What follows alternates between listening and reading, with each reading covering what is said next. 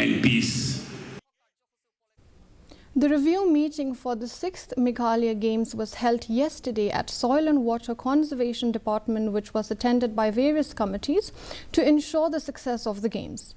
The Games will kick off with an opening ceremony on January 21st, 2025 at Wayajar Stadium, coinciding with Meghalaya Day. The closing ceremony will take place at Kyang Nangba Stadium in July. While addressing the media, Chairman MSOA John Khashing expressed his satisfaction with the progress made so far. The Meghalaya Games will feature 25 disciplines, with swimming events taking place in Shillong and golf events at Assam Rifles. Taking the game to the district provides an opportunity to create infrastructure.